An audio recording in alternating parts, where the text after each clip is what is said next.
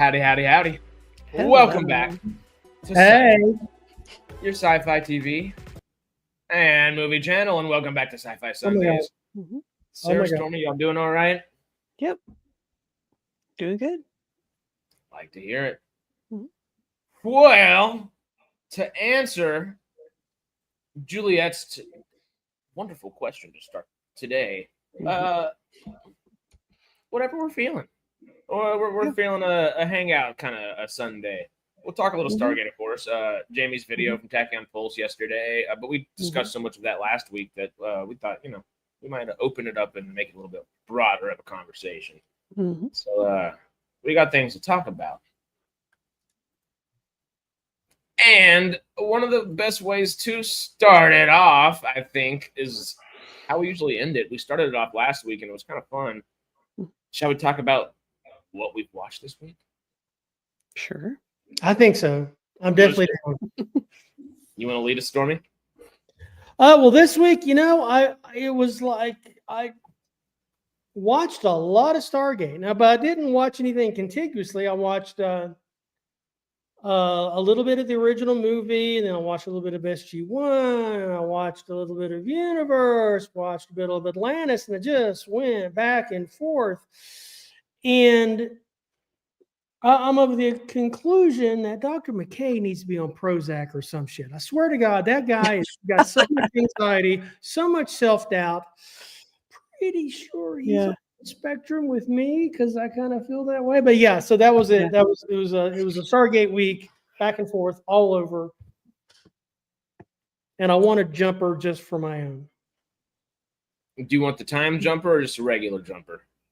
Dude, I'd settle for a regular jumper. I could trick it out, Have a couple drones. Right? Fly through gates, Why?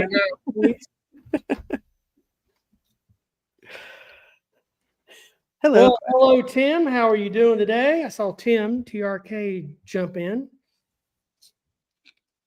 TRK knows all my real secrets. That's right. All of the secrets. Tim says he's good. Good. All right. That's good to hear. Anything outside of Stargate, though, Stormy? So I've got calculus coming up for the next 3 months, so I'll be gone a lot. So I watched a lot of calculus videos. Exciting. Area of the curve shit. It was so it was I was miserable. I'm sure Sarah had a much better viewing experience for this past week than I did.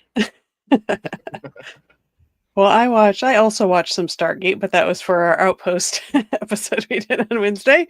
But I'm going to be hitting, our next Outpost, we're doing the best scenes from Atlantis. So I'm going to be hitting that hard this next week.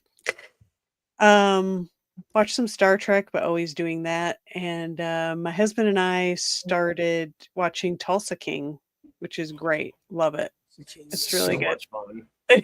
I love that show. It's nothing sci-fi related at all, but it's so good.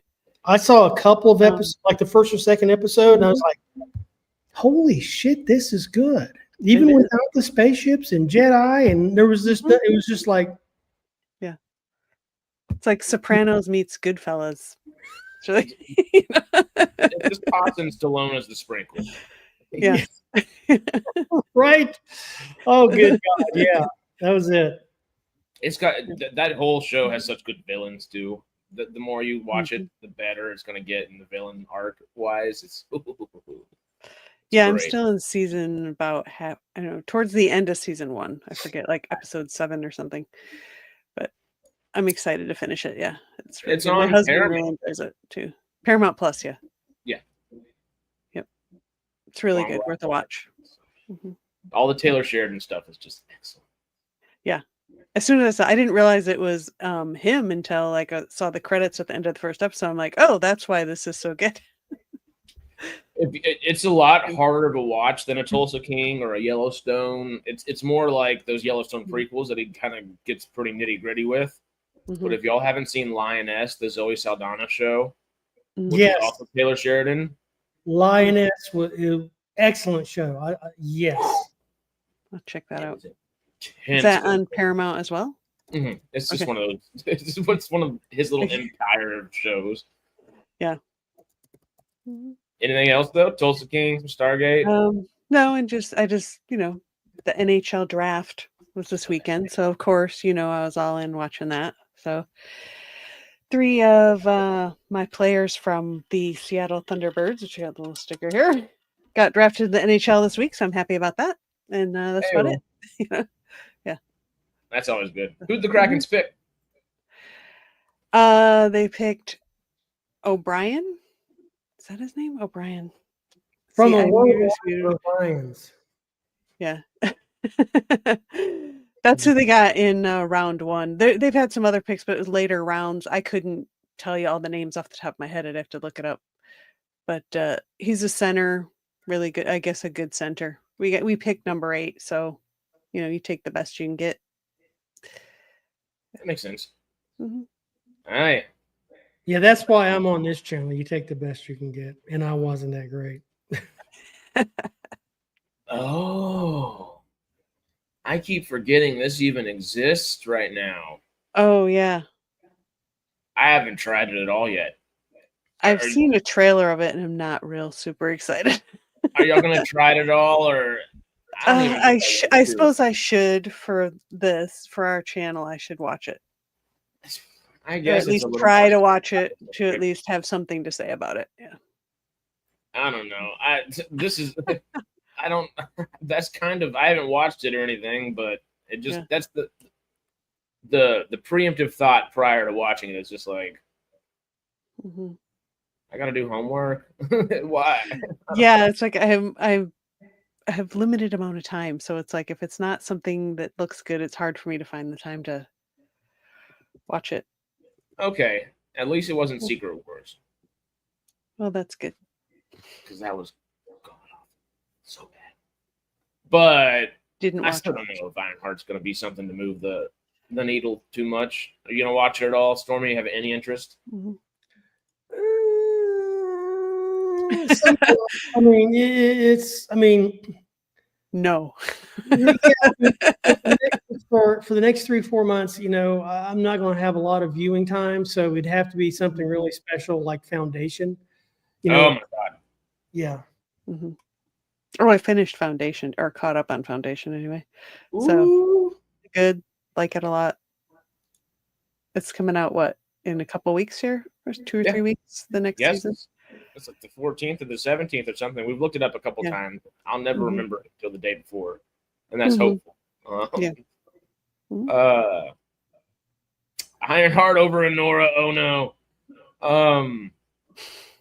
Foundation though. Did you season 1 or season 2?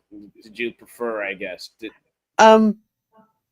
Season 1 was good at like kind of building the world and getting you to know the characters. Wasn't super. I mean, there were some exciting things that happened, I guess, but season 2 is better because it's like, okay, we've kind of got a lot of the background stuff out of the way. We can start having some action actually happen. So I like season 2 better. Oh yeah, I'm right there with you. It's you get a couple minor characters that actually like move the story forward rather than, oh yeah, this character existed during this time. It's like, okay, let's move something like some plot point forward, which is nice. Yeah, Lee Pace is great. Oh, really he's the best.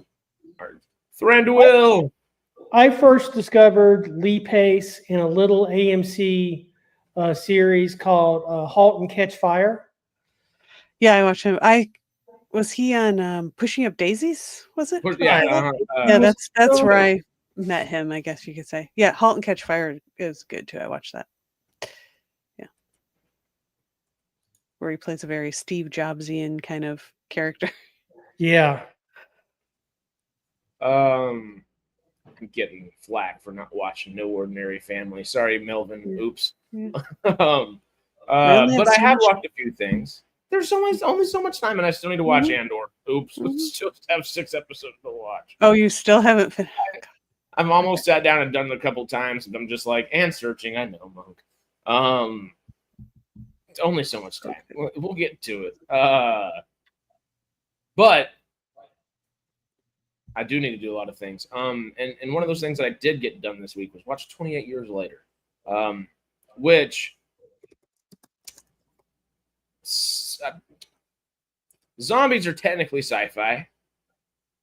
I'd say yeah. And I guess this leans into a little bit of the sci-fi-ism of zombies to a degree. Very minorly. 28 years later is not much of a zombie movie, especially compared to the first two. Nonetheless, it's a really, really good movie. It's a movie about grief, as a lot of movies are nowadays. But it kind of explores it in a little bit different of a way and in a cool way. It was a good movie, really good movie. But then I saw F1 in 40X on Wednesday, and I just about died and was resuscitated by the 40X seats. F1, you need to go see it. It's so good. Brad Pitt in a car, just as good as Tom Cruise in a plane. It's amazing. Simple story, really good story. Outside of that, like what Sarah was saying, been watching a lot of Stargate. My roommate, like I was telling y'all right before the stream, was talking about Chris Judge this week and saying like, "Oh, I love him as Kratos" and all that kind of stuff, and he had no idea about Teal'c or Stargate SG-1. Oh, he now knows about SG-1, and he now knows Indeed is much better of a quote than "read it, boy" or whatever it is. Indeed, you just can't read it. It's just but no, that was really fun. So yeah, caught up on a lot of Stargate. Watched some more Stargate just while playing some cards. Watched some Farscape yesterday, of course. One episode. Yeah, the one episode. Murderbot and Resident Alien, of course. But I think that's it. I think that's all I watched this week. Only like 7 or 8 things. Call that F1, but don't even race F1 cars. Do they not? Pretty sure it's all F1 cars. I honestly have no idea anything outside of F1 outside of the movie. It looks really good. I want to see it. It's so good. It's super simple. You're not going to get anything thrown in your way to like surprise you or throw a wrench in what you're thinking. You can guess everything that happens prior to it happening. Mm-hmm. But it's more like the fulfillment of what you expect to have happen that feels good rather than that like, oh yeah, subvert my expectations. No. You're getting a straightforward 90s popcorn flick, and it's so good. Yeah, I'd say so. It's not technically a zombie movie, but they're zombies essentially. Yeah. Season 2 or season 4? Because it's season 4 right now, but season 2 is the weaker of the 3 seasons so far. Apparently, they use F2 cars.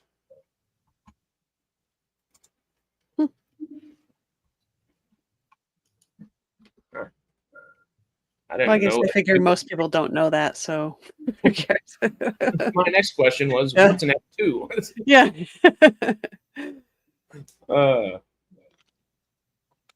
And we don't get a review or a reaction. I don't know. I need to get to those. Good idea. Very good idea.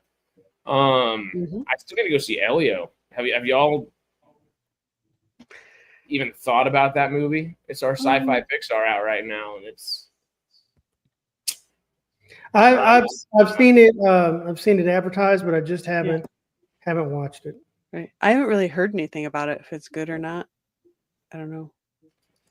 It's got good reviews from critics and just moviegoers, but no one's seeing it. I haven't seen enough reviews to make me jump out of my seat and feel like I need to do it.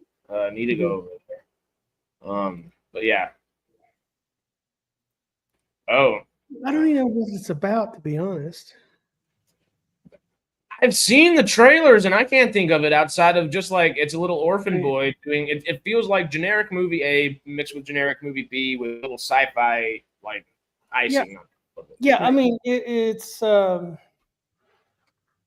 mean, I've seen the preview several times. It's like I don't know what the story is, and so I can't get emotionally involved enough to get off my couch, and I just can't. I mean, yeah.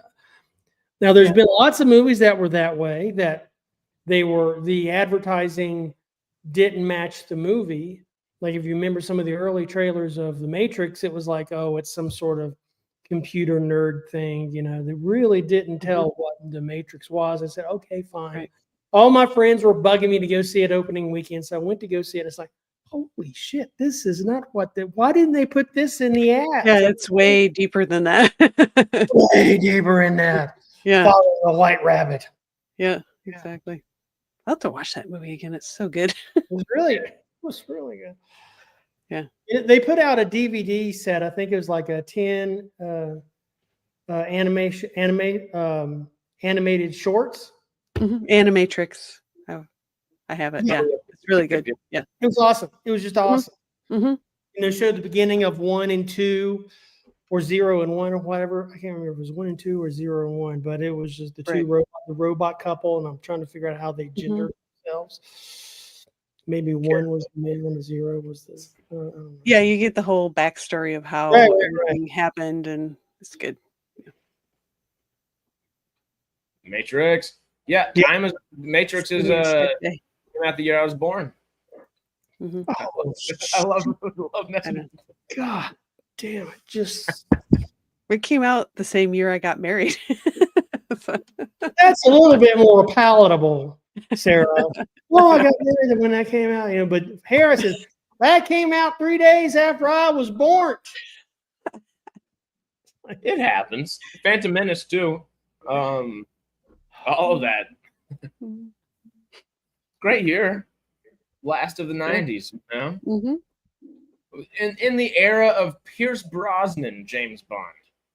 Yes. That was the end of the Pierce. It was. I'm just going to change my diaper, I think. I'm just so old.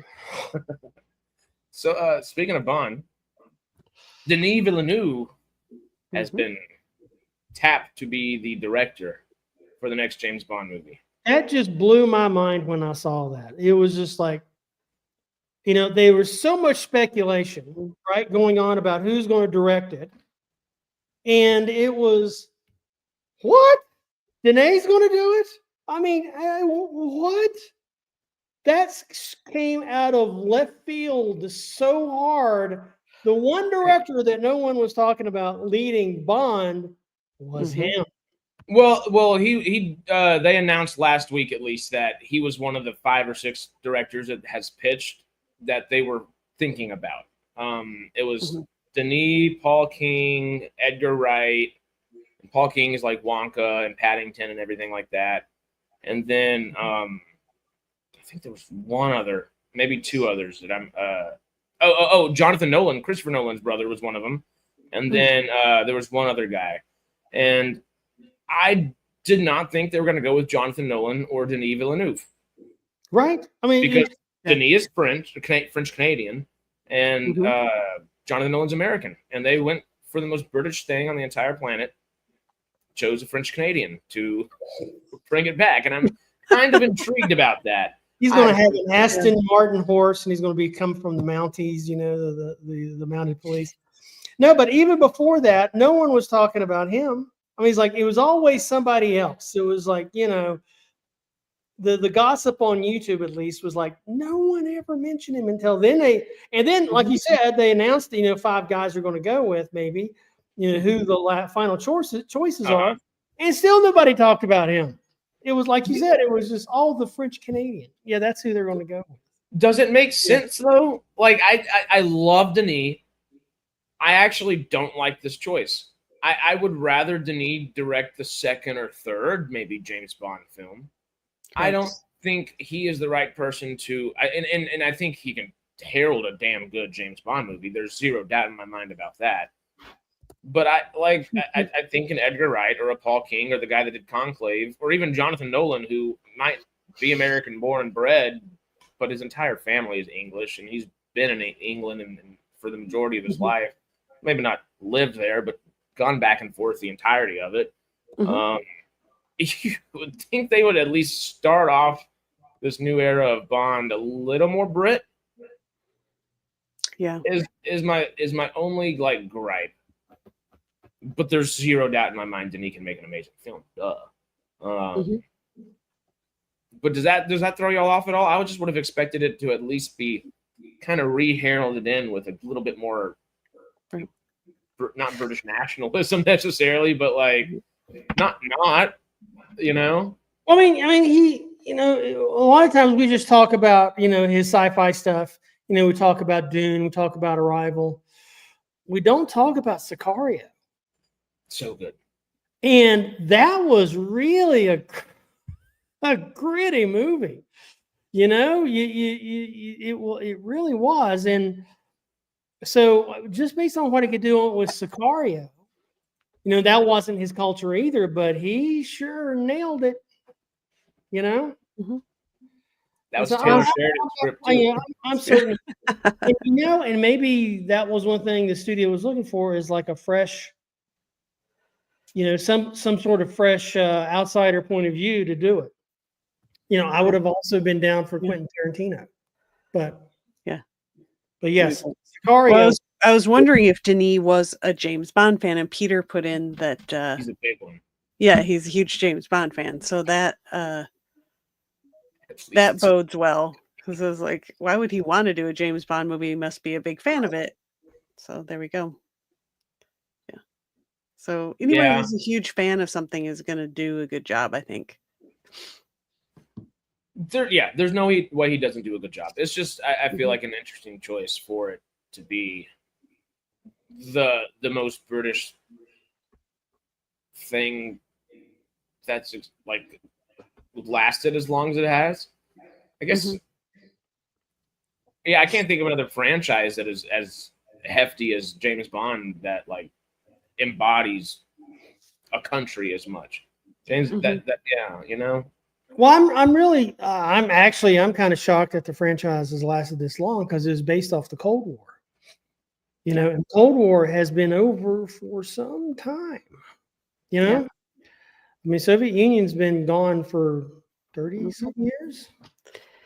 Yeah. And that was always the biggest adversary. Now, yeah, there was also supervillains, the dude with the cat, and all that kind of stuff. But it was still all based in, you know, the Cold War. And even when there were supervillains, we would hook up. I guess hook up is the correct term. We'd hook up with Russian spies, and we'd go after the supervillain. So, but you know, because you know, with Bond and the Cold War being such a cultural reference for that whole franchise, I'm kind of surprised it's gone this long. They've done a good job of kind of making it more modern, I think. Yeah, they have mostly. I mean, Daniel Craig is my favorite Bond. Of course, he's great. He is. And remember all the stench when Daniel Craig finally it was announced that he got the job. The whole stench that he had the wrong hair color. You remember that bullshit? He was like, because Bond is supposed to have what? Long. What kind of criminal are you to make James Bond? It was. But yeah, I'm still a Sean Connery guy. I love Daniel Craig. I like him too. But the movie Spectre, I think, might be the single worst James Bond movie. Yeah, that one wasn't great. If not the second or third worst one. I would rather watch George Lazenby than watch Spectre again. Lazenby was no slouch. You know? Yeah, he was good. He didn't get a whole bunch, but I honestly, it depends on the day, but I like Timothy Dalton just as much as Daniel Craig. And I just am a Timothy Dalton fanboy. I like some Timothy Dalton all day. But it's also good. Thinking about not just the director at this point, but Monk did pose a question within that question at first. Let me see if I can bring it back up here. Oh, I didn't scroll up fast enough or far enough. Here we are. Who's the next Bond going to be? Do y'all still think it's going to be Aaron Taylor Johnson? Do y'all like that idea? Or you think it's going to be Denis' little buddy Timothy Chalamet doing a British accent now? Yeah. Or do we get like Tom Holland or Harris Dickinson or one of these other kind of up-and-coming younger Brits that would kind of do what I guess Jamie's been talking about the last couple years, where if they are going to go a younger Bond, that's kind of just joining the Navy. Yeah, I like the Timothy Chalamet, but I do kind of have a thing of like it feels like it should be a British person playing Bond. I'm with you. Yeah, I would go young too, because some people are like, oh, what's his name? Oh my God, totally drawing a blank. He's too old now anyway. Well, I mean, I agree with, because that's always a really physical role. I mean, Yeah. all the stunts and everything. It's somebody that's 40 is going to have a very tough time, but somebody that's like 25 plus, if they're rebooting and everything, you start out with a young James Bond, run for 4 or 5 films. By that time, they've really, That's true. Were you thinking Henry Cavill, Sarah? No, Idris Elba. I just blanked on his name. But if he was younger, if we could get a young Idris Elba, that would be awesome. But not now.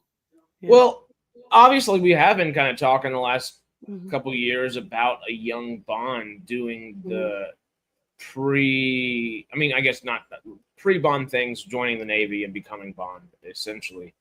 Yeah. That, I mean, we'd have to ask for a little confirmation and talk to a couple different folks, but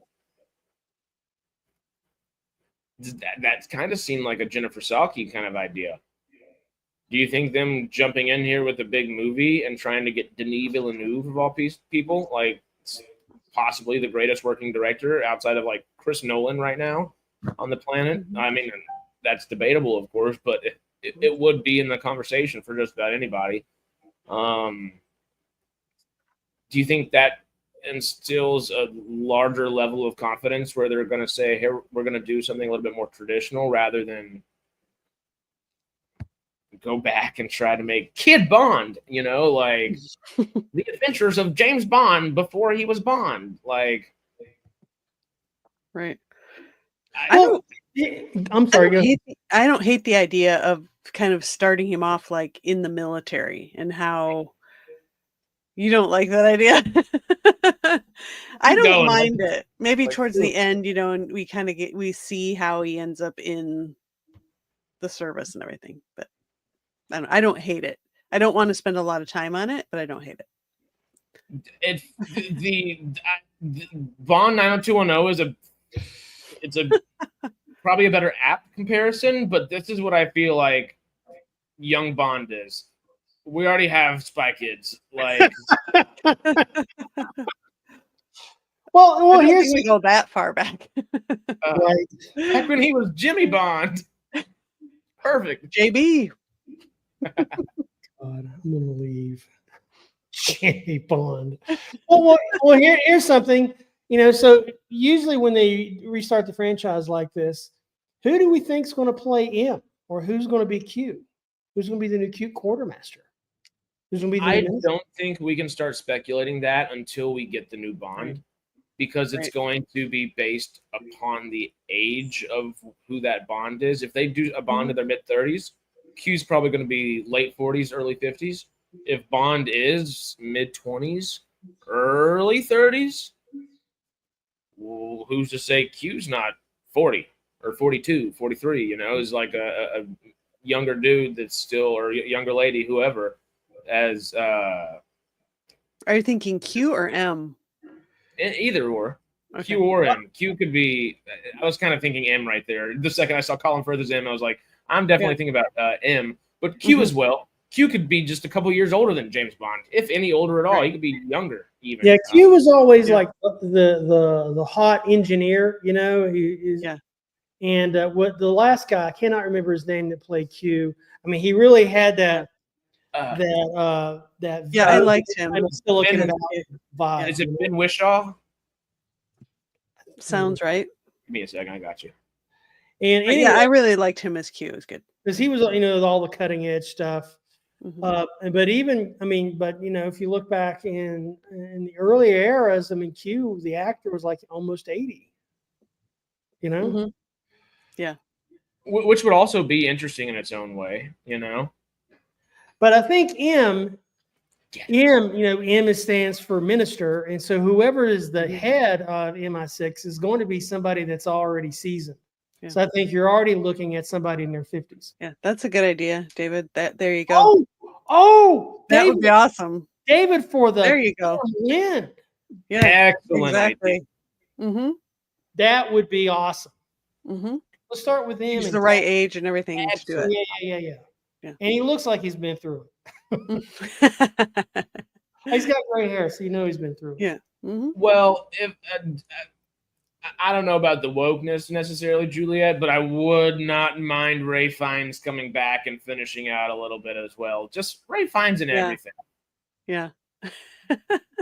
Or Colin Firth. I do like Colin Firth. Colin Firth or Idris Elba. Both of them would do that. I mean, black people do live in London. I'm just saying. There's no such thing as MI6. It's called SIS, sometimes nicknamed MI6. Okay. But you see, it's secret, so everybody calls it MI6.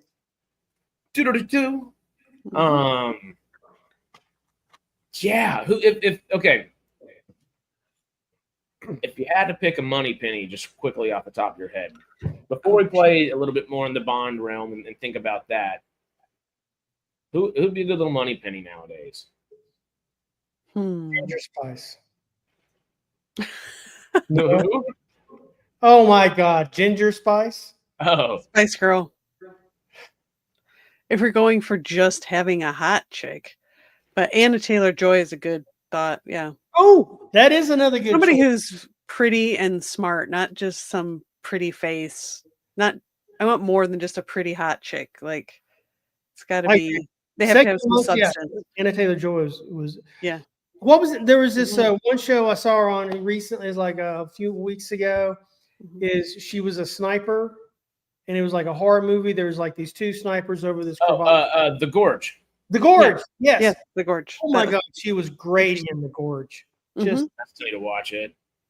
Right. I've been on Apple TV a whole lot lately because of Murderbot and just wanting Foundation to hurry up, you know. But woo, we have some good movies out. She'll be good. She's kind of got that look like, you know, she could be the secretary to M and then to just slice your throat open. Yeah, I like that.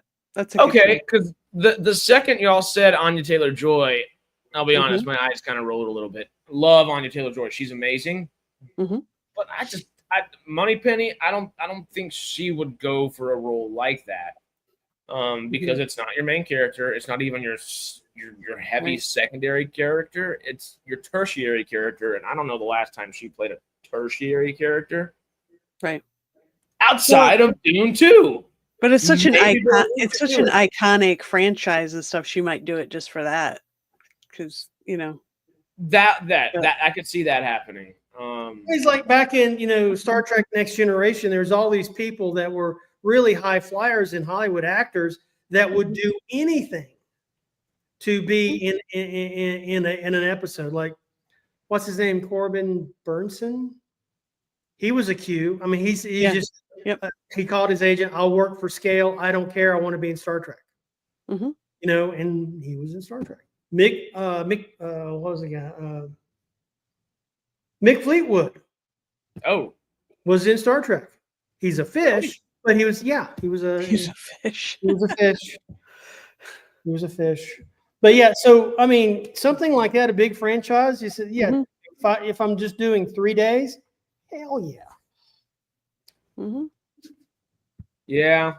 So yeah, I mean that I think moves the needle a little bit because I mean everybody wants a franchise nowadays, but at the same time, it is kind of odd trying to join old franchises because you don't know if they're going to be successful or not. There's just that there's that weird gauge that I don't know if anybody's kind of figured out on reboots or revitalizations, revivals, whatever we call them. But yeah. David said Eva Green is Moneypenny, but she already was in Bond. Yeah.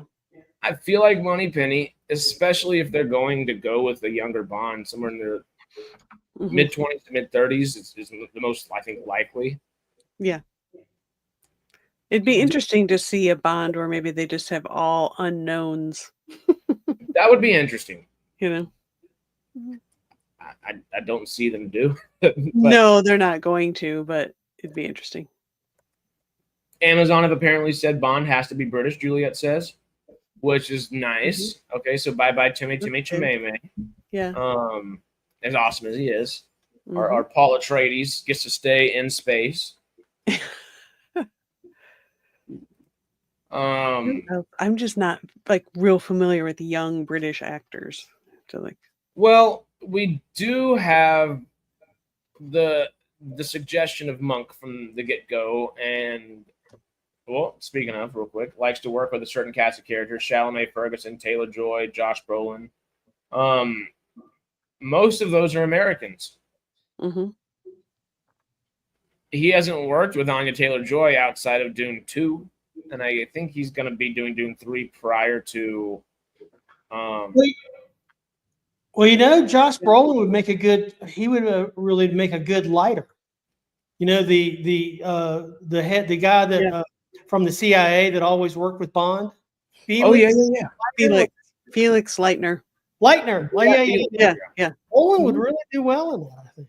That was Jeffrey Wright, right? Recently? Yeah. Yes. Okay. And he was great in it too. You know, does it look like we need the money? Yeah, he was.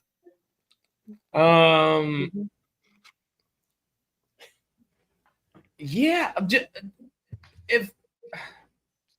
Oh God, I don't know. I could see him casting Ferguson 1,000%. If they wanted to age up Moneypenny or make him kind of a Judi Denchian character again, Rebecca Ferguson could do that. Oh, yeah. Dench was awesome. Judi Dench was amazing. You think I'm an accountant?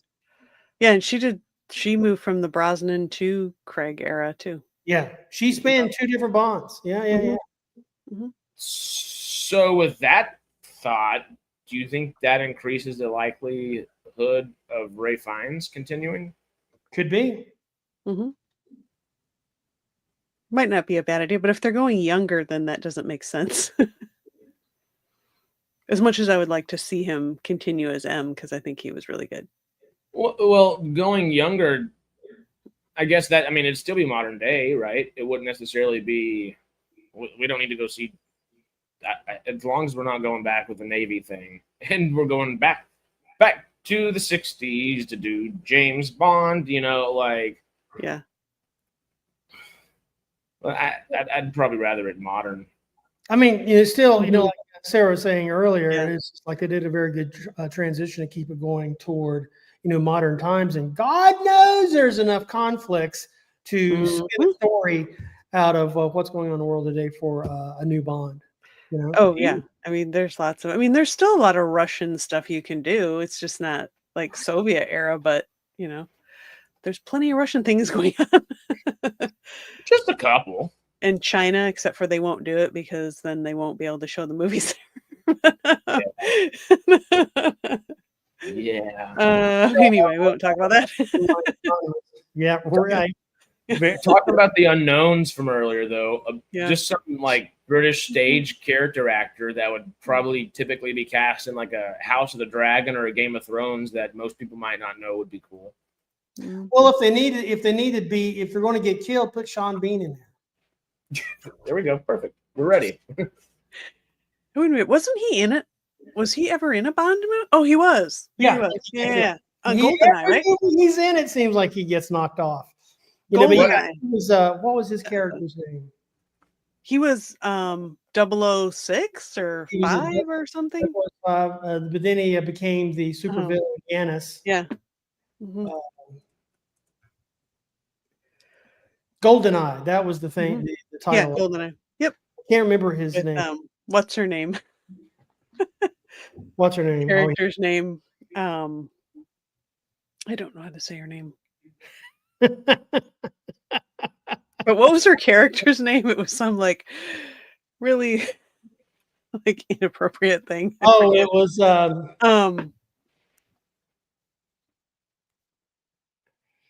what was her name? Chat can help us out. What was her name? That chick, that Russian chick in Goldeneye. Oh yeah, Anna. Yeah. On a top. Yeah, that was it. On a top. Xenia on a top. Yeah. Famke Janssen. Yeah. I was like, what? I was trying to think of. I was like, talking about Octopussy or something like that. There's been some odd James Bond titles. Alec Trevelyan. That was Sean Bean's name. His character's name. Alec Trevelyan. And Xenia on a top. Mm-hmm. I don't know if. Oh my! Just give me Benicio del Toro as the villain for him, please. That would be great. So good. Oh God, Peter Dinklage is Bond. Can you him out of chat? Did y'all see the Sean Bean percentages here? 25 to 33% of this films he dies in. We had to get the number. Yeah. Speaking of Bond themselves, though, who do we like in that role? Just generally, do you think Aaron Taylor Johnson? That like, do you think he's just a little too old? Because what is he? He's probably going to be 38. Can we see a picture of him? Yes. Oh my God, there we are.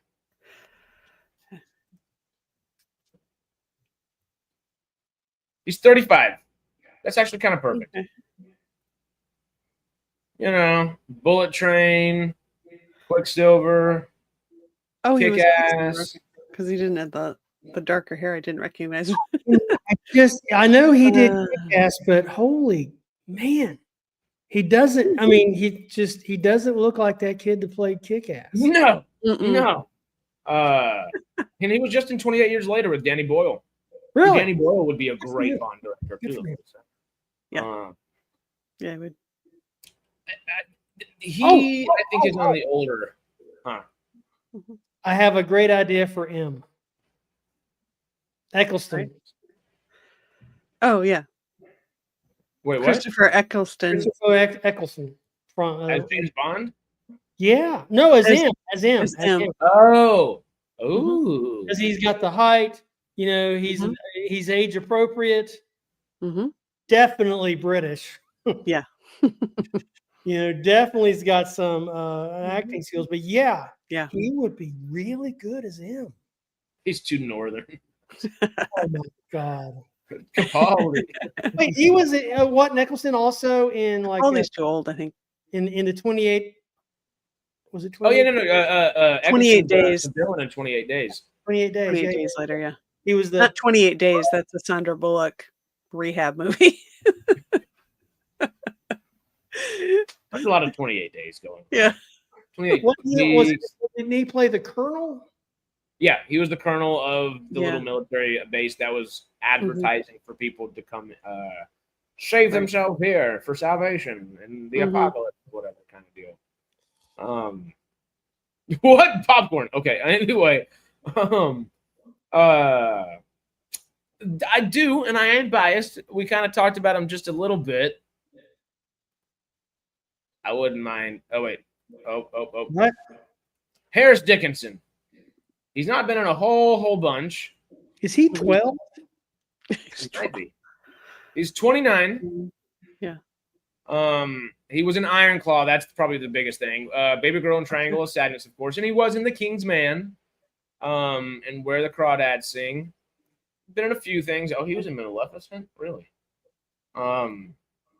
Great actor. Mm-hmm. The right age. Yeah. Is he playing Bond's illegitimate son? What do we put? Where are we putting him? Young Bond? Young Bond. We're back to Spy Kids. Oh my gosh.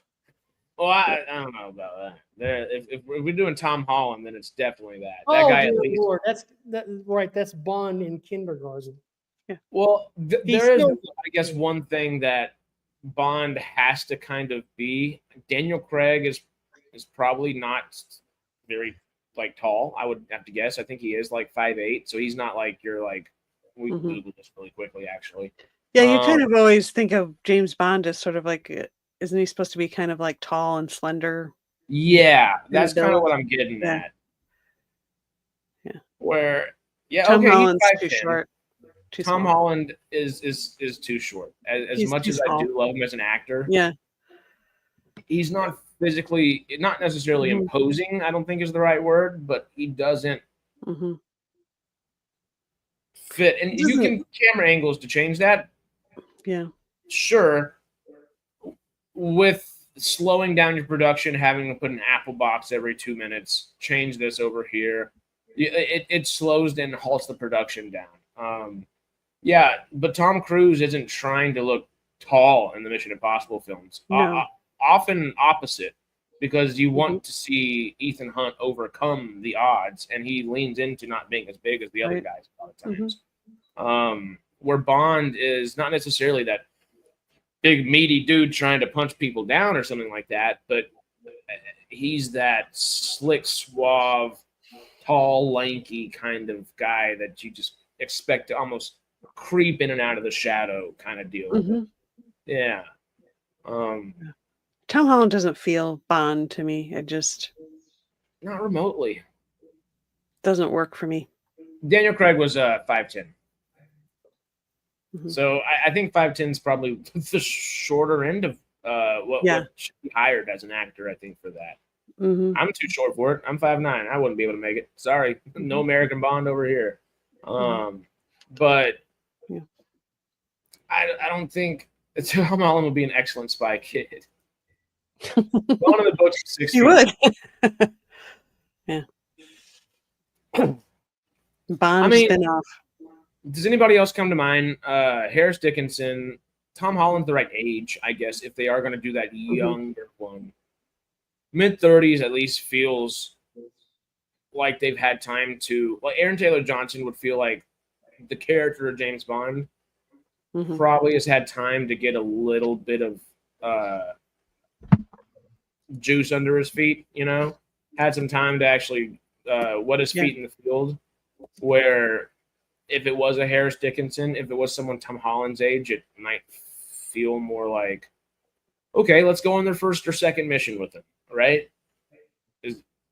I like the Dickinson choice. He feels like kind of fits, the tall, slender, young but not too young, Yeah, I think if I had to pick, I would pick him, probably. Monk just tossed in a good little wild card. Andrew Garfield. No. What would y'all think about that? I don't think he could do it. He'd be a good, maybe like a Q or something. Yeah. Or some other, techno nerd person. Yeah. Well, and I don't know if he's too old necessarily, because he looks super young. He has that going for him at least. But yeah, I'm with you. I think a Q would be great for him. Oh, thank you, David. I couldn't think of that earlier. Nicholas Hoult, I think, would be amazing. Oh, yeah. He would be another good choice, too. Definitely. Wait, you don't like Nicholas Hoult, David? Well, man, what are you doing? He's so good. Here's something. So Bond was a commander in the Royal Navy, and the average age of somebody in the Royal Navy as a commander is 40 to 45 years of age. Right. Now he was, I think, in the reserves later on, but he still he got the rank of commander. But he had to have been, unless he was also getting promoted during his 00 service. I mean, so that's a pretty significant rank. That's a So when did Bond? I guess he started out as a lieutenant, fresh out of college. Is that right? That. Not sure. Sound right. But it doesn't sound wrong. Yeah. I'll go with it.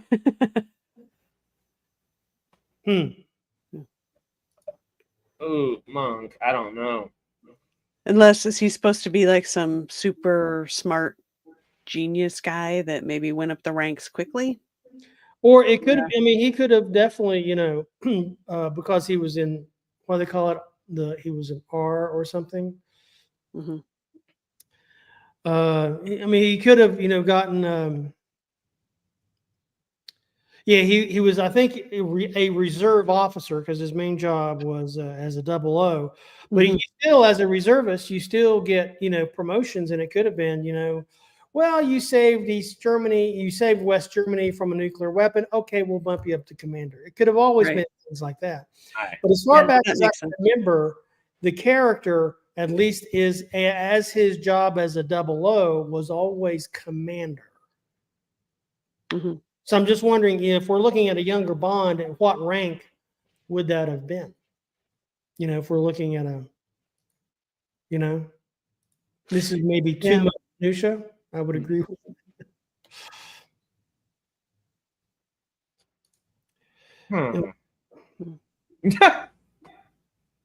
Peter just said Matt Berry. Peter. I don't know if y'all know who Matt Berry is. No, I don't. He's the best probably human being that has ever existed. New York City. That guy. Oh, okay. Wait, wasn't he in What We Do in the Shadows? Yes, What We Do in the Yeah. Shadows. Yeah. Oh yeah, there's a picture. Yeah. He'd be a good Felix Leitner. He's too English for that. But if you made Matt Berry Q and just totally went a different way for Q, it would be great. He would also make I love Matt Berry so much. I mean, he does have that radical kind of engineer look, the crazy. He does, yeah. Yeah. He would make a good Q. I think I like the idea of having a comedian playing Q. Yeah. You do need some lightheartedness in these. Mm-hmm.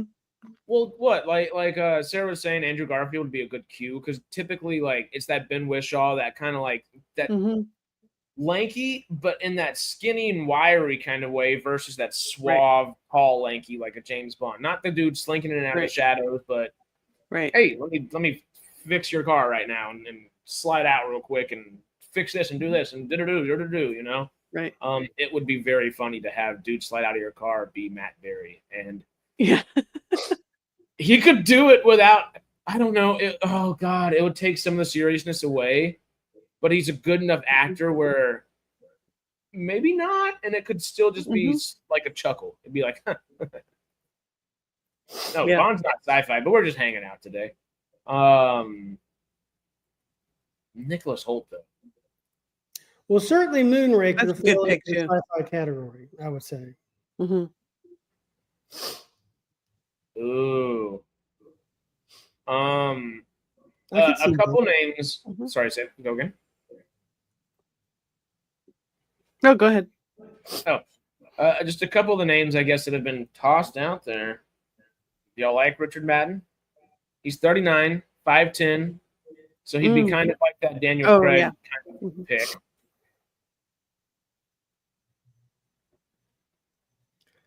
If only he did some sort of action movie, with I don't know, like maybe even if he's doing something medieval with like swords or something, something action based. Maybe then I could get behind it. Did you watch Bodyguard on Netflix? Either one of y'all? That was really it was like I like Bodyguard. Yeah, that was good. It's like one of the things out of Game of Thrones, and it was that's kind of Eternals, yeah. That's right. Yeah. Yeah, if you're going for the real kind of suave ladies' man Bond, he was a good choice, yeah. Now, this is one, I don't remember who put it in there earlier. It was Peter. Peter put it in here. Will Poulter.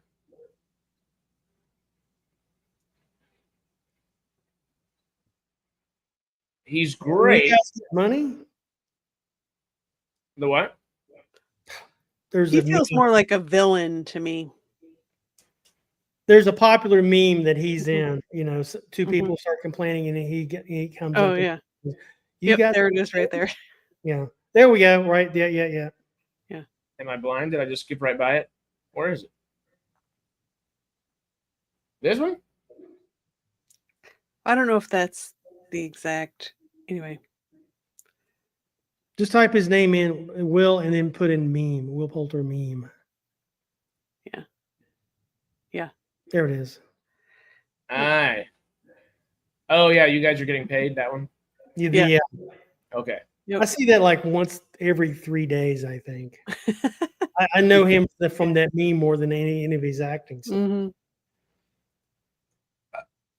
Mm-hmm. I wouldn't, before, I guess, Guardians 3, when he was Adam Warlock, I would never even thought that would have been an option. But he's so good in Warfare and a few other things. Mm-hmm. It might be a little more plausible. For the sake of it, I'm typing it in, so I can't see who typed it in here real quick. Monk typed it in. If we're gonna say Richard Madden, how about Kit Harington? Yeah, he was in that MI5 movie.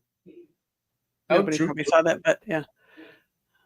So he's kind of played that sort of role before. I don't know if he even remotely wants to do it either, though. Yeah.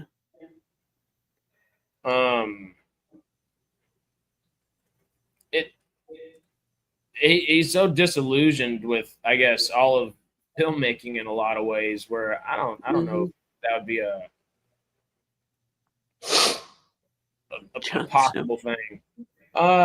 Peter, that's an interesting one. He might be a little old, but he has a perfect look. He's 40. That's not bad. He can do that easy. But I don't know if he could do it, like a 10-year run or something. Yeah. Yeah.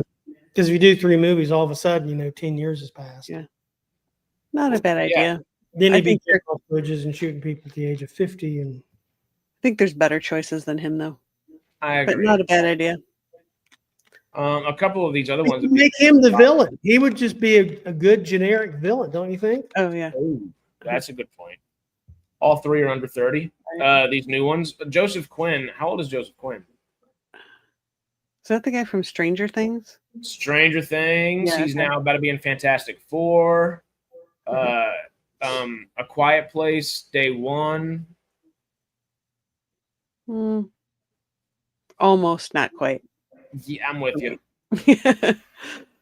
The next two, I'm not necessarily big fans of. Yeah. Well, as an actor, I think he's great. I don't think he'd do well as James Bond. That's Q. If anything, that's Q. Yeah, that's Q. Or I was thinking maybe like a French spy or something that Bond works with. Something like that. Jay said that the new Bond was a white male actor and not necessarily British, clearly implying that Harris has the role. I got y'all. I got you. I do not see him playing Bond. No. But I love our old Aegon Targaryen here. Mm-hmm. He could also be a good villain. He's already a good villain. I was waiting for you to say that. Yeah. Like a Russian or Eastern European agent villain, something like that. Yeah. If they did a Blofeld Jr., he'd be a good Blofeld Jr. That would work too. Yeah. Mm-hmm. There are some really good ones. Who would be a modern Jaws in Bond? Andre the Giant. That was Andre the Giant, right? It wasn't Andre. It was it was I can't think of the name off the top of my head. Hold up. He was in Moonraker. He was in like 2 or 3 Keel. Bond movies. Richard Keel. Kiel. Oh, okay. Yeah, sorry. Yeah, no. The Mountain. Yeah, The Mountain. The actor that The Mountain. Mm-hmm. God, he's just he's a mountain. Michael Shannon does look like him a lot. Yeah, he does. The Hound is Jaws. The Mountain, I don't know if he'd be as good just because he can't. I wouldn't say can't. He doesn't have the want to act as much. He's more like, hey, I would love to be on set, but he doesn't want to act. Right. Rory McCann as a Butterfield as Jaws. Is it just because his head's like shaped like a square? That's so. Oh no. Yeah.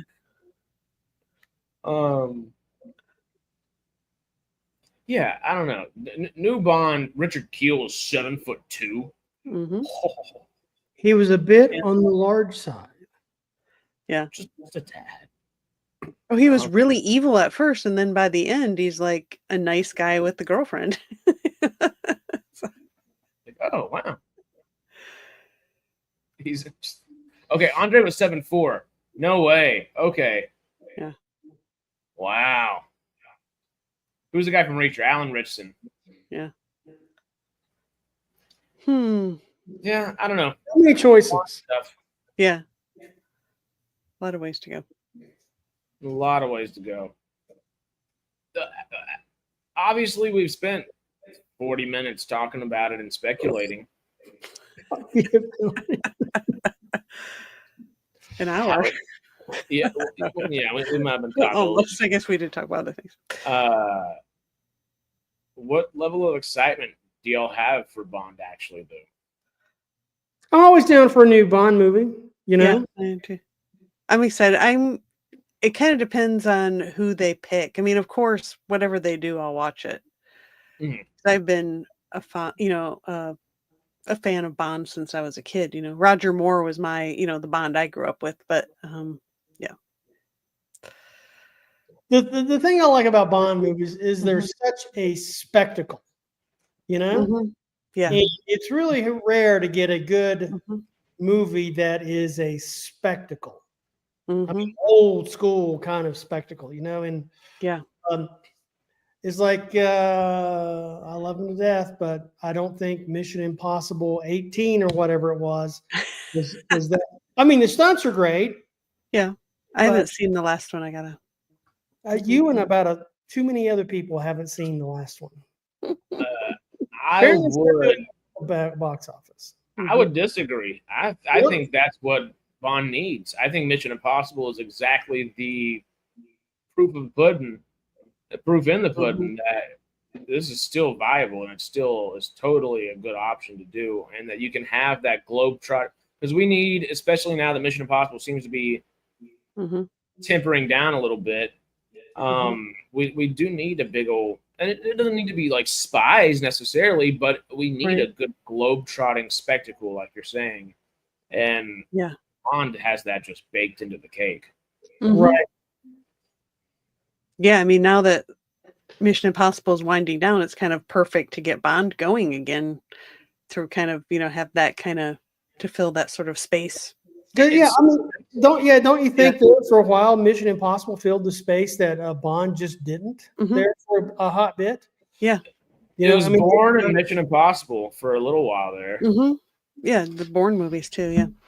And Tony Gilroy, who wrote the Bourne movies, outside of Jason Bourne, the fourth one,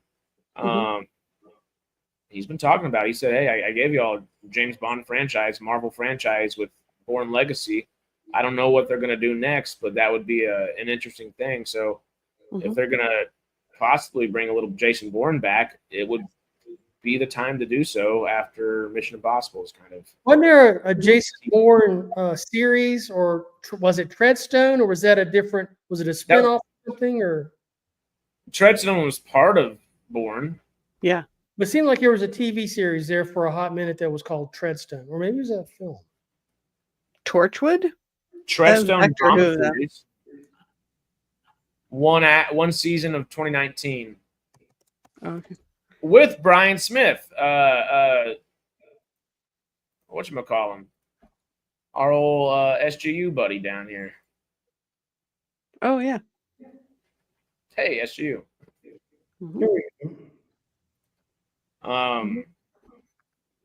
Yeah, but I don't think there was a Bourne anyone. The character Bourne was not in the Treadstone, but it was like some sort of, story adjacent thing about the whole Treadstone the program. Yeah. program. Yeah.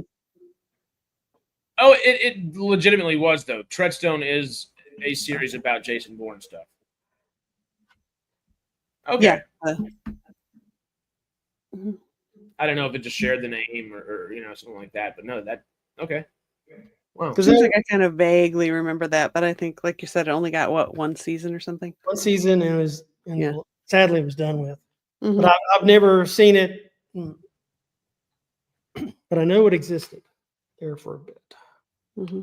It's got a good audience rating, 6.97 out of 10, 50% Rotten Tomatoes, but that just means half the critics liked it, half the critics didn't, because that's Rotten Tomatoes. People keep saying Matt Smith as James Bond. And then there was also, who did I just see? Lee Pace. Let me look at Lee Pace's age. I don't think Matt Smith would be a good Bond, and here's why. I think acting-wise, I think it'd be fine, but I think he's too old. Because there was a video floating around of an interview with Matt Smith during his Doctor Who days, and he's always on crutches. And he's talking with this guy. I said, "What happened to you?" And he says, "This bloody show, man, it's killing me." Because he ran all the time and he kept spraining stuff. So I think if he was James Bond, the production would kill him. I don't, so I mean. Yeah. Well, and I just looked up Lee Pace as well. And all three of us can gush about Foundation at this point. Oh, God. But he's 46, and that might just be a little old to say. It's the Henry Cavill issue where in Matt Smith, where I think they're all just 4 or 5 years, just a little past. Probably a good time to start that. Yeah. I met the prop master for Doctor Who once upon a time, and the thing he had to say about Matt Smith is that guy could break a rubber ball. He just kept destroying his sonic screwdrivers. This was the guy that had to repair them all the time. And so it was just like, Matt Smith could break a rubber ball. Every day this guy was he was a prop master, or a specialized prop master on the set, fixing shit that Matt broke. So with all the toys that Bond gets, it could slow production down by months. But God, don't put him in a car. Mm-hmm. Love you, man. Love you, Rico. He's worth being on the list, but I don't think he's the one. Yeah. He too would also make a good M. Matt Smith would make a great M. Yeah, I could see that in a good way. Yep. He could even do Q if they wanted to do Q and he could do a great Q also. Almost just, I don't know how Matt Smith would play Q, but he could do it well. We know that. Well, we didn't. I mean, there was all the Durham about him playing, a Targaryen. It's like, Matt Smith, really? Right. I mean, what sick drunk bastard thought that was? Oh my God, he's so good. Yeah, I can't see him in anything else. Yeah, I'll put him on a dragon right now. I mean, he's put him on a dragon. That's what Bond needs. Dragons. Dragons. Well, wasn't there also already a show like that? Was Spy Dragons? Was it Matthew McConaughey in it? Oh, are you talking about Reign of Fire? Yeah, it was like he was part of the Kentucky Irregulars or something like that, but it was like there's a whole kind of one like British kind of unit that was dealing with. It was like I forget. Like somehow dragons came back and were causing. Well, they were. I can give you the whole plot for Reign of Fire. Okay. Right here. Now, it's one of the most underrated films of the 2000s, and I'm here for it. Good. You've got Christian Bale. You've got Matthew McConaughey with a shaved head and a giant beard, which is a badass and amazing. And then you have Gerard Butler before he was Gerard Butler as Christian Bale's second in command. Come on, give me the good stuff. The casting was insane. Yeah, I mean, I did watch the movie. I remember liking it. I just don't remember what the whole story is. There's Gerard and Christian right there. Mm-hmm. Humans are getting wiped out by dragons. I'm just saying. So anyway, the plot of it. There was a mining thing happening in London. So it's a UK movie. It's a British movie. It was the underground. They were like opening another underground station. They kept mining further and further for another like big tunnel, I believe, for like a train station or something. And then they awoke the queen dragon, who I believe was the only dragon at that time. They don't give you super specifics at the time, but I believe was the only dragon at the time, and then laid all the eggs, and all of the dragons you see for like the movie were the eggs, and then the big third act boss fight is big queen dragon, you know. But it's all of just those. It's almost like wyverns just being tossed out. It's so good. It was good.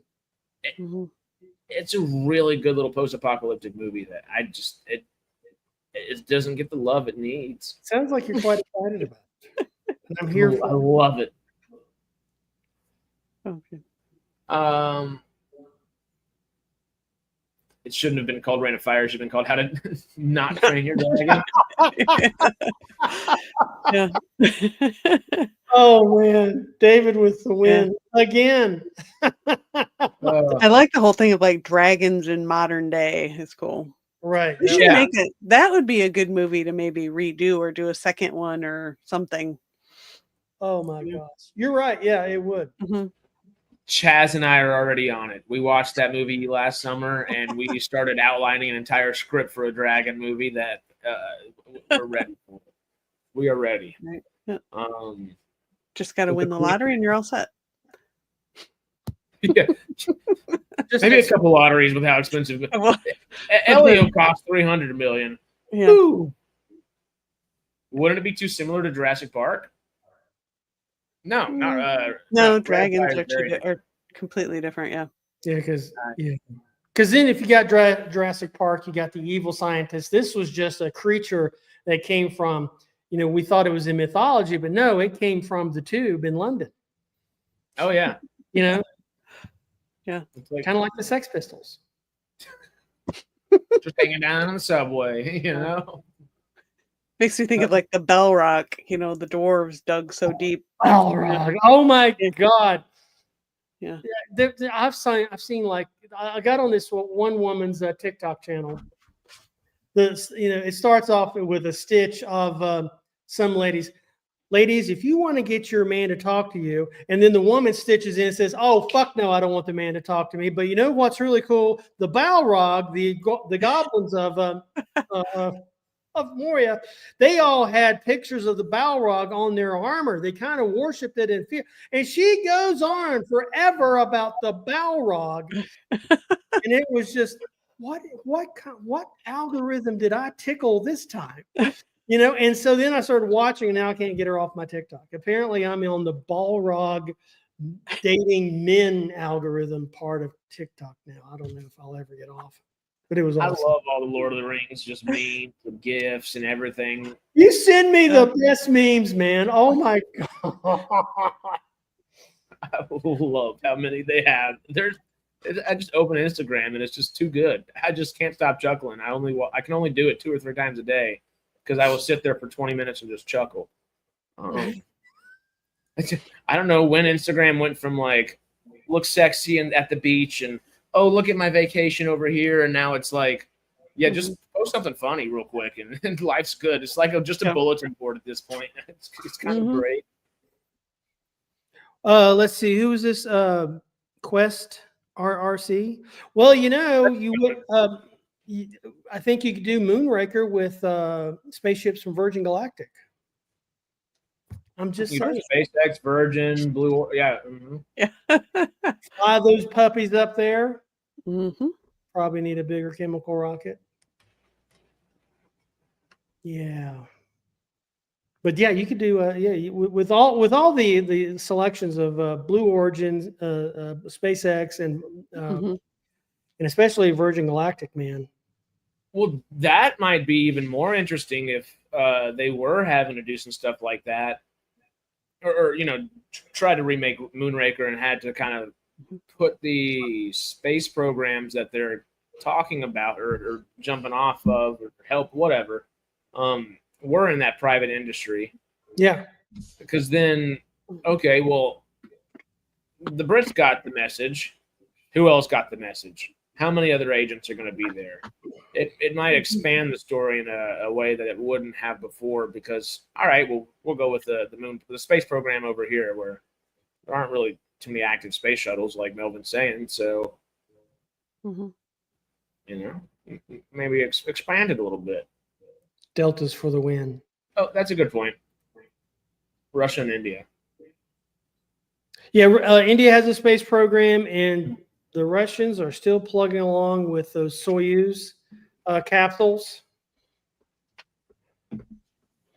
I have capsules, not rockets. I think the Soyuz needs an Energia to launch. Is that correct? No I have idea. no idea. You're the rocket scientist. Thinking that the Energia. I gotta go in about 5 minutes here, guys. Just to Okay. Yeah.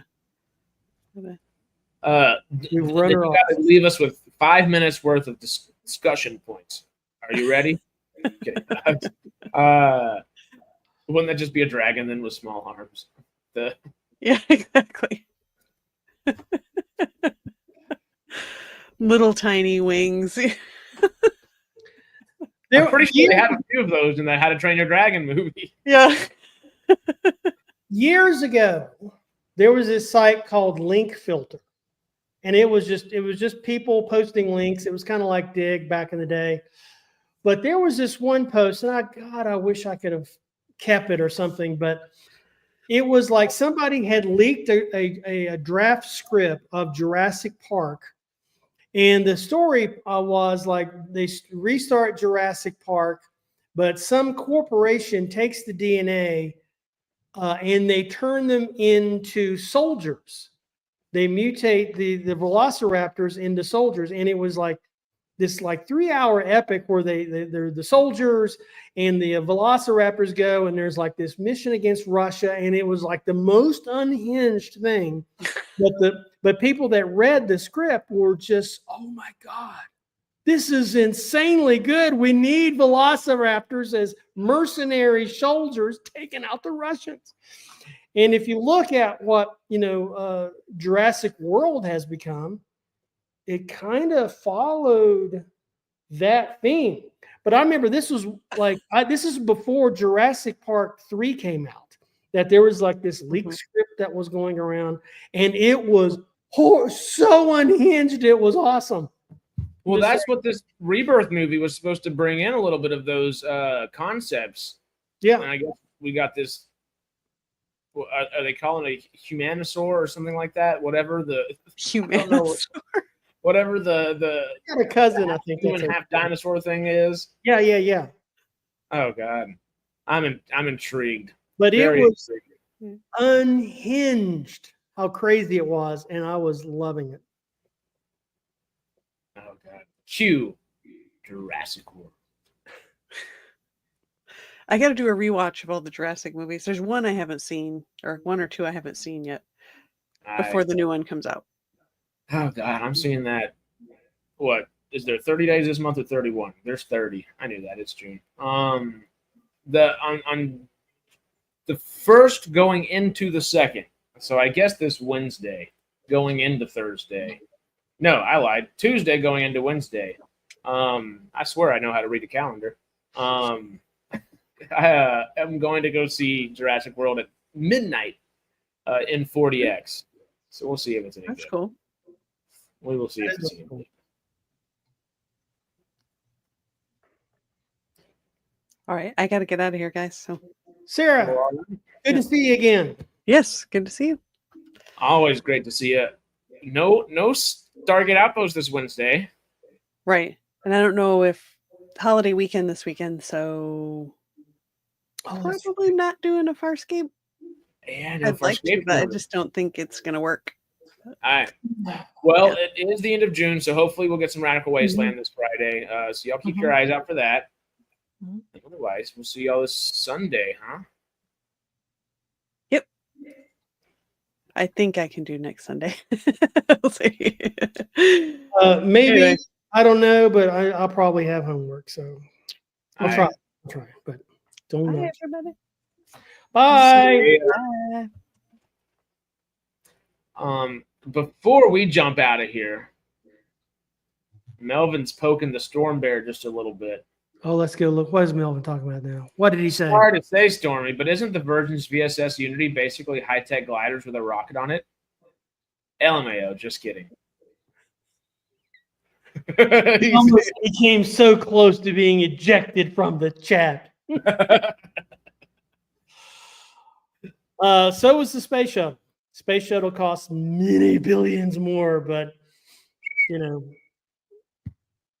Lord. But yeah, Unity is going to be. This is if you keep track of our news. Unity is going to be back in service for pilot training here in very short period of time. Oh wow! Have you talked to Tom Cruise yet? No. I'm not that far up in the company.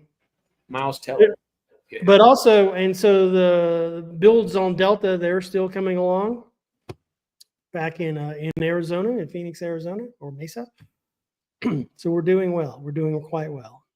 And That's gonna be so crazy overworked. God. I just love the little inklings that we get from you are just so fun. It's just like, so what's actually happening in this world again? What crazy things are we about to actually get to witness? This is, me working for Virgin Galactic is totally awesome. Well, it's the best experience I've ever had in terms of like a career, and the things we're doing just boggles my mind. And why they let me in the door, I don't know why. How I got there is this unlikely series of events that just still, what?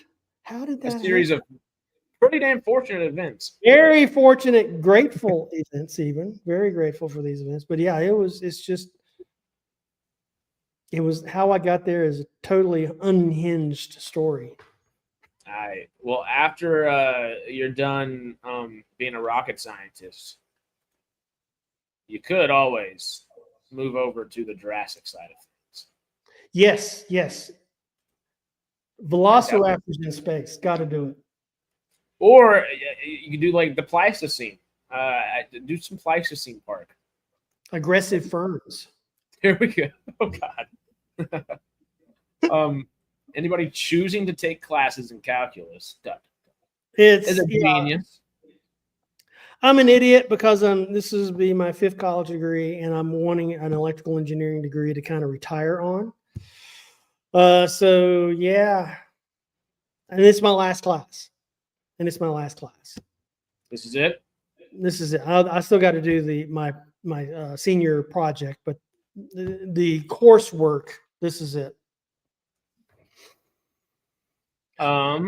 Really quickly. I do see Robert Meyer Burnett and John Campea both said it was not a great movie, Jurassic World Rebirth. But it's Gareth Edwards, at least. And that Gareth Edwards, right? Am I crazy? Well, I don't know why that sounded wrong. Jurassic World director, real quick. Rebirth director. Gareth Edwards. I don't know why. I just said the name and it sounded wrong for a second. But Gareth Edwards is doing it, and he's amazing. He did The Creator and Godzilla and Rogue One. I'm still intrigued enough to check it out. I do very much trust their opinions on things, but isn't Scarlett Johansson in that? Or am I thinking something different? The which one? Isn't that the one with Scarlett Johansson? Yes, this is the new one. It comes out this Wednesday. I'm not confusing it with some sort of Marvel or something. No, it's her and Mahershala Ali and Rupert Fiend. Gotcha. I still love Edwards. Yeah, I love Gareth Edwards. I'm just and 2-time Oscar winner Mahershala Ali. Yeah, I very much trust both Campia and R&B's opinions on it. So I don't know. I'm intrigued to see it nonetheless. I will form my own opinion this Wednesday night. But one thing I don't have to form an opinion on at all. I don't know if you know about it, Stormy. Oh wait, you do know about it because you're the genius behind it. I don't have to form an opinion behind how damn great Mojo Zoo is. And y'all just saw me press subscribe right there. Y'all go do the same. Press the like button over here. And the Storm Bear has started another channel. I started another channel. So it's taken, I've done a couple other channels since I started SciTrek, since I started SciWorks. And then Jay and I got together and did, started a SciTrek, and then young Harris here has blown it up out of proportion. But I wanted to do something educational, and in my retirement years, I think I really want to focus on photography, especially fine art photography. And I've been doing photography since I was 10. And so I finally uploaded this while we were all chatting. This is the introduction to the channel. I've got a store up with some of my photos on it. And let's just start it and I'll shut the fuck up. Well, I was getting back over here, but yeah, SciTrek is the first subscriber and the first like. Yes. Make sure you leave a comment.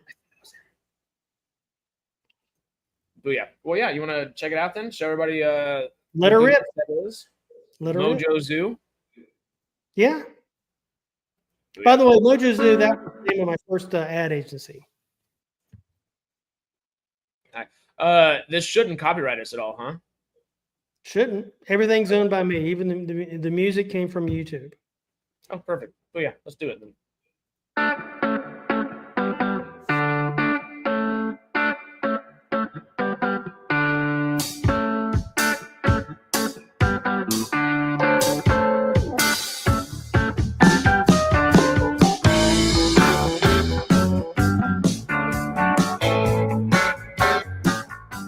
Hello, everybody. My name is Storm Bear, and welcome to Mojo Zoo. So, who am I exactly? Well, you've probably seen me someplace running all over YouTube. Previously you probably know me from SciWorks. During COVID, I produced a lot of science videos and talked about science. Bugs in water, lasers. Oh, petroglyphs. Oh my God, I did so many petroglyph videos. It's not even funny. Then I started doing SciTrek, which is me and some buddies of mine talking about science fiction and fantasy, and the occasional butt plug. And also I did a lot of radio dramas, or posted a lot of radio dramas over for Professor Cringe there for a hot minute. I don't think we talked about butt plugs there. No. But anyway, the first thing that my friends told me, say, hey, Stormy, if you're going to do a new channel, don't talk about butt plugs. Just leave those out. And I'm going to do my best, my absolute best, not to discuss them. Pinky swears. So what is the mission here on Mojo Zoo? Well, what's the mission? Well, the thing is, we're going to talk about photography. I have loved photography ever since I can remember. I had 3 moms growing up, and my mother, my grandmother, and my aunt Elaine. Aunt Elaine, she was she was the curator of my creativity sensibility. She really was. She was the family photographer. And my grandmother, when I in 10, I guess it was, she got me a Kodak Instamatic camera. And I snapped photos up with that thing from 1973 up until 1980. Because 1980, I took a photography class in high school. I really got to play with a 35 millimeter camera, and I never looked back. I love that camera so much, man. I went out and got a job at Sweet Sue's Dairy Barn in Mount Airy, North Carolina. Worked 5 weeks to get enough scratch to buy a Canon A1. I still have today. But we're talking about digital. We're going to talk about film photography and all of the arcane magic that has to go on to achieve results in darkroom. Where to buy film these days? I mean, Used to, you could go to anywhere and buy film. Just, I mean, all sorts of film. Just not. It wasn't like they had one one type or one specific brand. They had all sorts, man. I mean, it was everybody was buying film, and it was glorious. And the other thing we're going to talk about is, well, what kind of film do I buy? Well, that is, I mean, now if you want to geek out about something, Lord God, the types of film you can get and the specifications of it and all the things that you can really nerd. If you've got autism, film cameras is the thing for you, brother. Look, let me tell you, from a fellow autistic, you can just do a deep dive and be totally fucking fixated on film. I mean, we got there's black and white film, right? And then there's Standby Portrait 400, and then there's of course the Kodak Gold 200. And then there's the CineStill 800T for tungsten lighting. Also great for astrophotography. And then, of course, there's Ektar 100 that everybody seems to just love. And then there's the fan of black and white favorites around the world. The film that has Ansel Adams as the patron saint. Ilford. There you go. Now, film also comes in a couple of sizes these days. You know, we'll talk about medium, large format photography at another point in time. That's a whole different kettle of fish. But you've got, your standard. You've probably seen this. The 35 millimeter canister comes in these little cans. Now, back in the 70s, this is where we hit our dope. Shh! Don't tell anybody. And then what comes in, I'm not going to open this because I don't want to expose the film. Then there was 120 film. This is for medium format, and there's a whole big variety of this stuff going on. And so we'll talk about that in depth.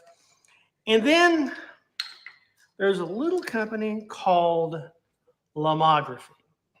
They sell 120 film. They sell the 35 millimeter film, and they also sell 110. Now, if you haven't heard of 110, they used to go these little cameras here. Ooh, this is made between 1973 and 1974. This is my first camera that my grandmother bought me, and it still works. Shock, shock, shock.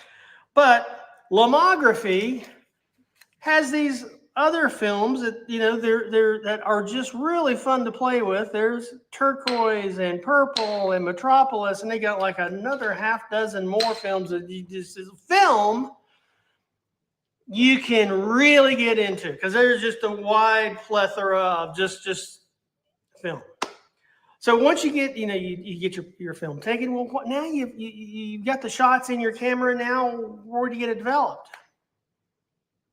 Bring me to Stormy. Well, those choices are slim. There's a few. Those choices are slim. We'll cover those too. And then or if you really want to, and it's kind of cheaper to do this by a whole lot, is just to develop your own film.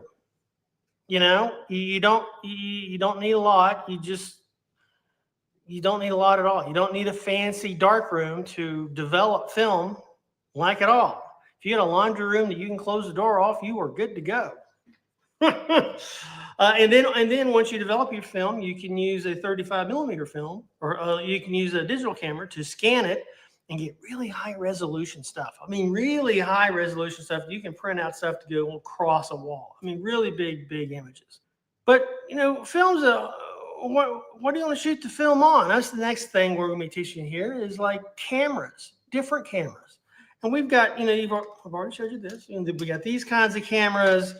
We got these kinds of cameras. We've got these kinds of cameras. I mean, hell, we even got these kinds of cameras. Remember these things? They were awesome and still are awesome and dirt cheap if you don't have any money. You don't think you've got to get a lot of gear to get a camera or to get into photography. If you've got a smartphone in your pocket, that's the best camera to start with. Or just get something like that. I mean, these are what, $10 on eBay these days? I mean, we're also going to, teach you some advanced stuff with things like this. You're my favorite. You're my favorite. We've got a lot of work to do here on this channel.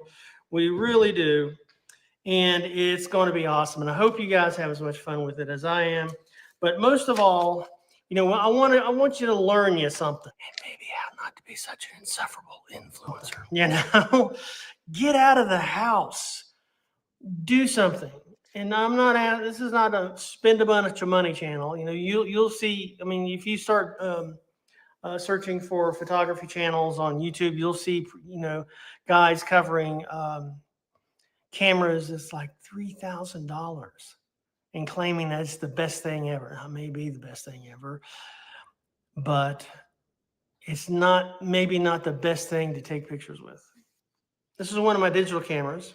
And when I graduated from that, I got an iPhone 4, and I sell photos. I still sell photos I took with this camera.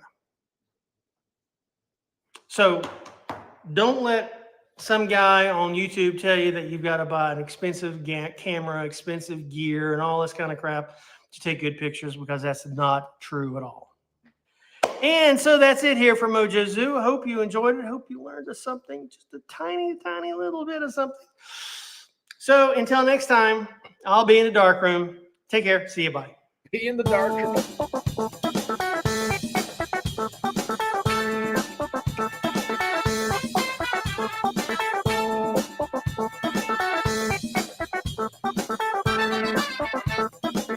I like the music choice. Thank you. Who is that sexy man standing right there?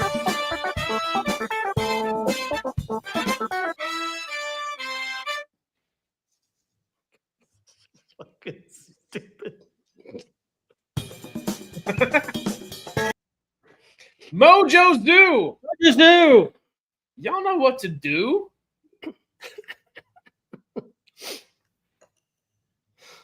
David asked to take that clip of you and Jay on the Titanic and submit it, Stormy. Oh, hell yeah. Of course. Of course. And somebody said that they're going to stick with their Rebel, I think it was. Yeah, that's a great camera, man. That's a great camera. Oh. Yeah, Rebel EOS. Yeah. That's a great camera. Well, so just type in Mojo Zoo, and yes, Dr. Seuss. Just type in Mojo Zoo and go subscribe for our old Storm Bear over there. Check him out.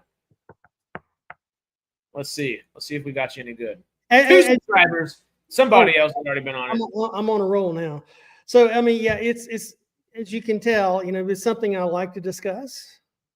I'm really passionate about it.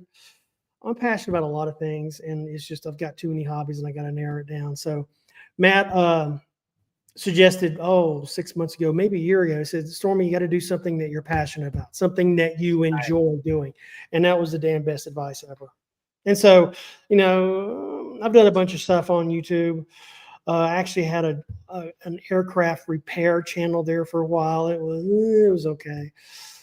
But yeah, the photography thing is something I can just talk about all day long. And if Harris doesn't have the courage to, click on the kill the stream button, we will be here for hours talking about cameras. Well, we can always come back and do a little more talking about cameras. I did want to, just because this jogged the memory for half a second. Right. Stormy, you're not the only SciTrekker here, I guess, here that started up a new little channel. Well, spill it. Sarah, before she left us, forgot to say, let me promote her channel too. And she wanted to promote her own channel. So we might as well help her out here. Sarah has her own regular YouTube channel that she's just always had.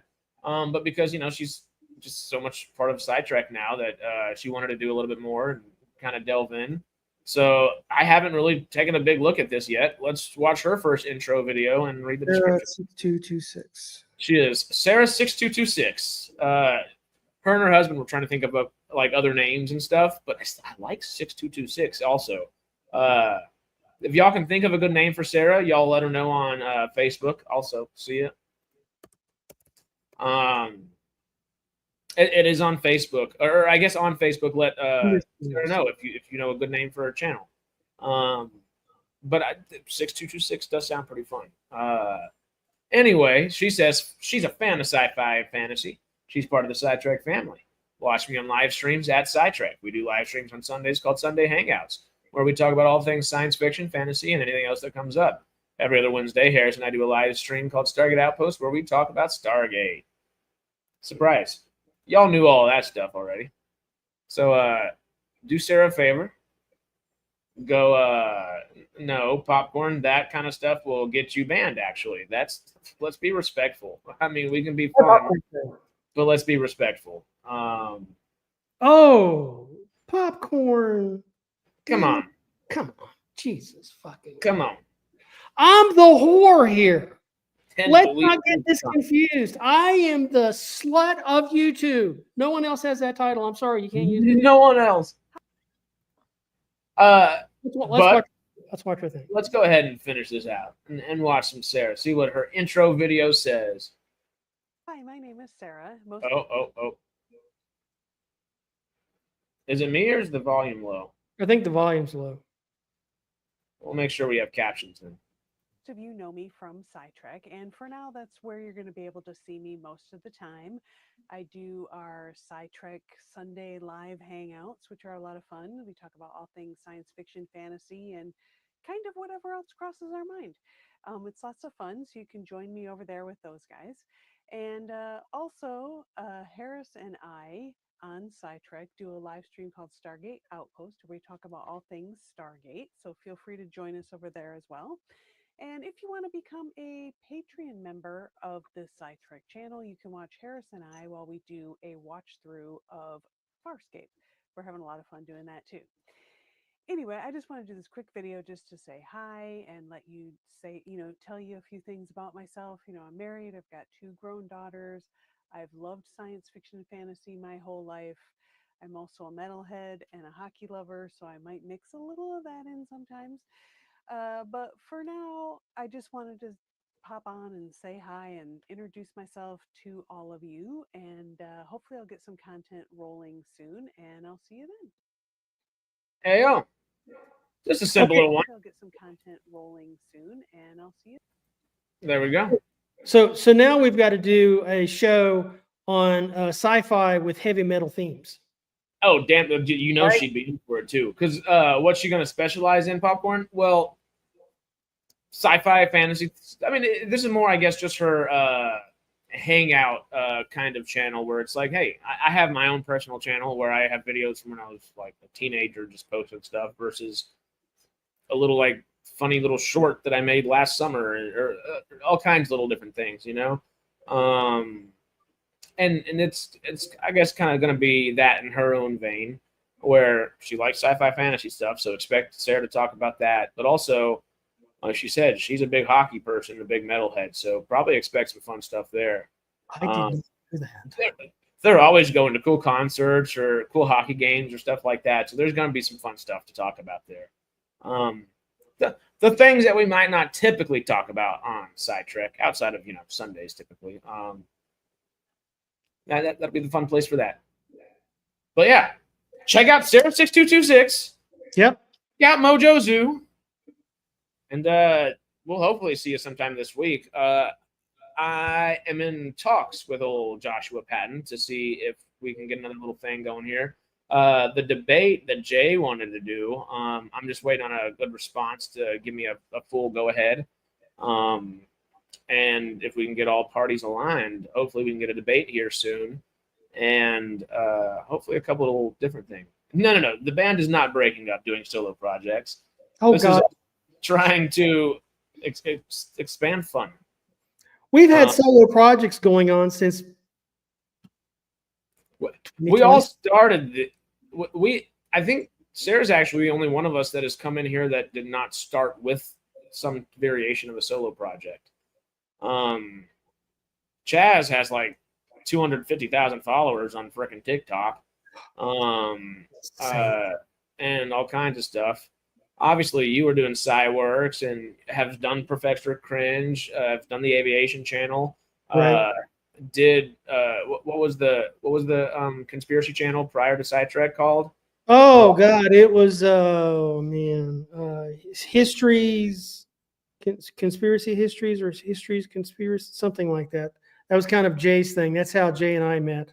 We're both doing disclosure videos, and so then we teamed up to do a couple, and then it got big, and then y'all founded the greatest SciTrek. We founded it, and dude, you ran with it. So hey, and outside of that, obviously, how many channels has Matt done? Matt's got like his own thing. I was just about to say, Jay's started the conspiracy channel first, but also I think had done one other thing. I have my own channel, M Cubed, which is now CinemaTrek, and then G Cubed as well. Right. And Matt had 743 different channels before he joined this one, and has made about 1,500 since. But Matt, the god of YouTube. Let's just his bigger channel that had 2,000 or 3,000 followers for a long time before SciTrek was Mr. Relics, and I think it still has a little bit of a following. Oh my God, was that called Jay and Silent Stormy? That would actually be hilarious if y'all did a Jay and Silent Bob, but we need to think that out. I want to write that down somewhere. David, text me that. That's too good. I like that one. Queen of the Hive. There we go.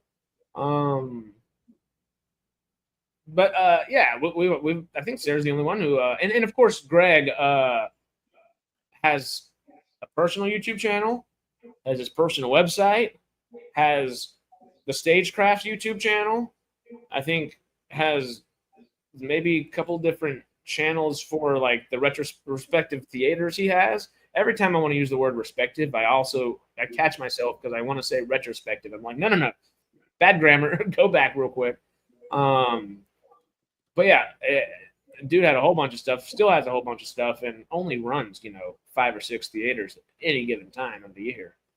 Was at one of his theaters watching a play he produced yesterday, actually. And that was a lot of fun. Very interesting. Hey, just subscribe to Storm Bear. The gateway drug to good fiction. Oh, I don't know what that's for, but I like it. I like that. Gateway to good fiction. I like both of those. Oh, Melvin, I got a new channel for game that I haven't done anything with yet. I need to ask you. Yeah, Sarah's channel. Melvin, what I guess we'll talk about that on after stream and just texting as well. But Melvin used to have Sci-Fi Quest and had like Star Trek Quest, Star Wars Quest, like Jurassic Quest, maybe not Jurassic Quest. It was like Alien, I think, or something like that. Did you just condense everything, Melvin? Jay's writing an original space opera? Not yet, but we'll work on him. And he's going to write it with a bunch of Klingons, of course. Of course. K-pop singing Klingons.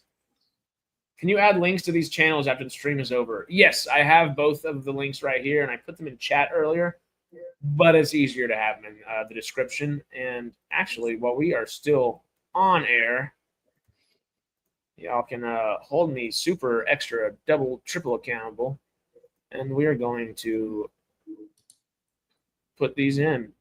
There we are. Stormy's channel, Mojo Zoo up here. And the best thing about this is it's letting me copy and paste them in there and then adding the channel as well.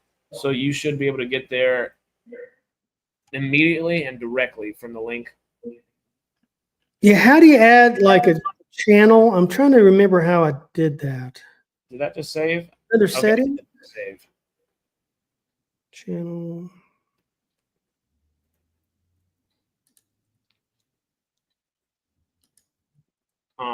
Paste. And let me get Mojo Zoo back in here too. Copy. And paste. There we are. Now save. There we go. Changes saved. We're all good. It is in the link in the description, or the links are in the description is what I'm trying to say. But yeah, there we go. Monk would totally do a channel, but the school year would get in the way. Can't do a channel 3 months out of the year. You could. That you wouldn't necessarily do it for like a monetization kind of thing, but it would be fun. Obviously, you're super knowledgeable about everything, Monk, so it'd be fun to actually get your opinions on all these different things. But yes, links are in there. And Melvin, give me the scoops. Give me the scoops, Melvin. I forgot to switch over to check out Sarah's channel at the bottom earlier. Both of y'all have awesome new channels, so y'all do them a favor and go check them out. And I think that's all we can ramble about today, unless we start talking photography and rocket science, which then we're going to be here for another 5.5 hours. So we should. And I'm going to eat. Yeah, I need a taco in my life, I think. Oh, you just said a good word. So I got some questions for you after the stream, so don't leave too quick. Okay, because now I'm thinking about pulled pork tacos because I have 10 pounds of pulled pork. We just pressure cooked 10 pounds of pork, and I'm so upset. There's a place in town that makes brisket tacos. Oh, just damn. I don't think people. I just realized I make noises when I'm very hungry. If that was not known on SciTrek prior to today, it is now known. I will growl when I'm hungry, and I get very excited about food. But anyway, before we go on the hunger burst of tirades here, right? We will see y'all soon. For sure this Friday, and we will keep you updated if anything else happens. Yes, don't get started. It gets dangerous. Real good. Dangerously delicious. And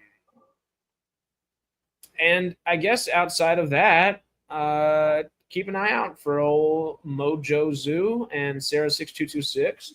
Obviously, Tachyon Pulse, and go subscribe to Cinematrek and G Cubed, all of the stagecraft stuff.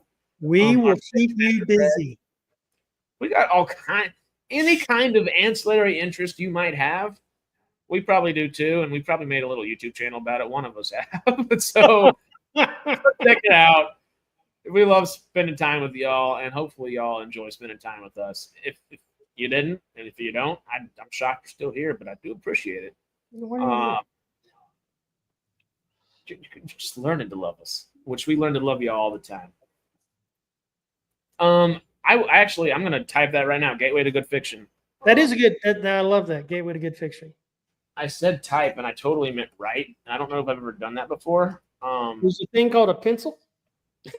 I guess I don't like that those things just correlate that quickly in my brain. Gateway to Good Fiction. Gateway to Good Fiction.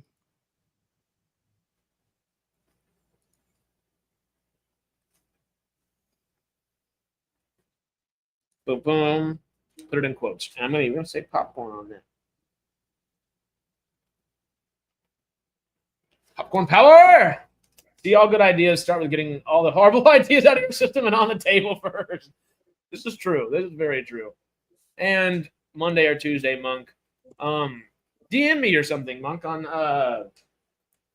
hell, I don't know, Twitter, Zwitter, X, whatever it's called nowadays, Threads, Instagrams, Facebook, one of the things. Message me and make sure I do it.